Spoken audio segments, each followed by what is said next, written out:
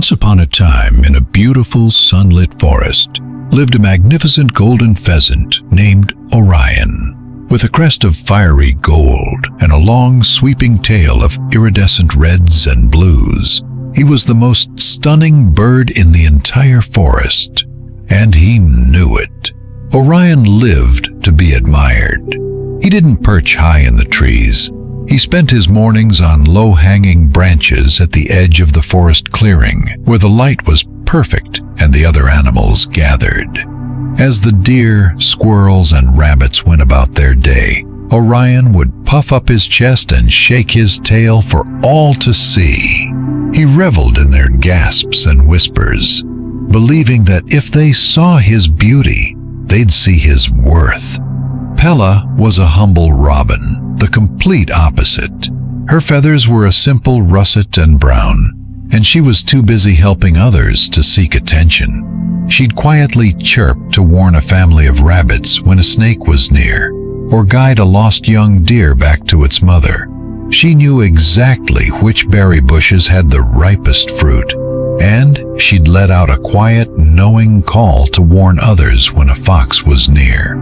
Her simple feathers allowed her to move unseen through the forest, which was perfect because her greatest value was in the help she gave. One day, Pella found Orion on his usual low branch, preening for a small crowd. "Orion, you need to be careful," Pella chirped softly. "That fox is cunning. Your display is making you a very easy target." Orion simply scoffed. "Why would I be afraid? Look at me. My beauty is my strength.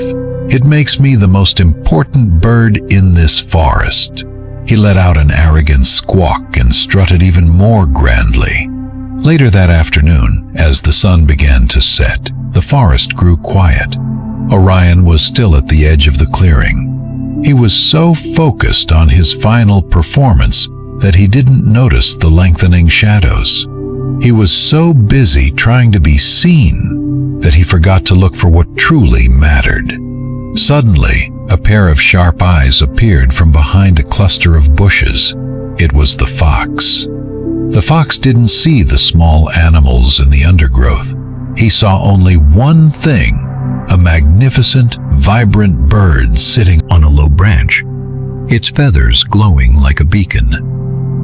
The fox knew he couldn't simply leap up. Instead, he crouched low and began to move silently. Not toward Orion, but toward the open ground behind him, planning to cut off his escape route into the dense part of the forest. Orion finally caught a flicker of movement, but it was too late. The fox had made a wide, silent circle and was now positioned to block the only clear path back to safety. The fox lunged, not for Orion, but for the space directly beneath the branch, forcing Orion to fly upwards into the open sky, where he would be an easy target. A jolt of cold panic shot through Orion. He tried to take flight, but in his haste, his long, cumbersome tail became tangled in the low branches. He was trapped. Just as the fox was about to strike, Pella appeared. She hadn't left for her own safety.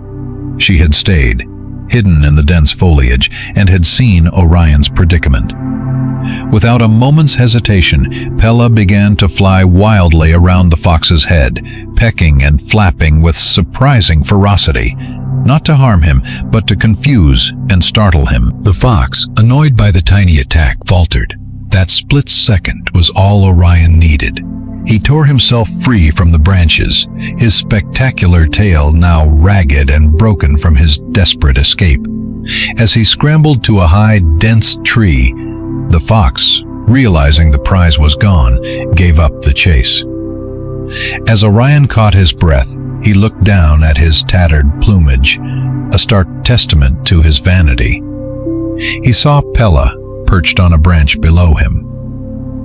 "Pella," he said, his voice trembling with shame. "I was a fool. I thought my worth was in how bright I was. But when I needed help, it was your quiet strength that saved me. My beauty was nothing but a burden." Pella simply looked at him. "It doesn't matter what your feathers look like, Orion," she said softly. "The heart of a bird is what truly matters." From that day on, Orion was a changed bird. His tail never fully recovered, but he no longer cared. He stopped spending his days at the edge of the clearing. Instead, he started to use his voice to warn others of danger, and his strong wings to help Pella guide lost animals. His first act of true kindness was when he used his powerful beak to crack open a tough nut for an old, toothless squirrel. The squirrel's gratitude in that moment meant more to him than all the gasps of 100 animals.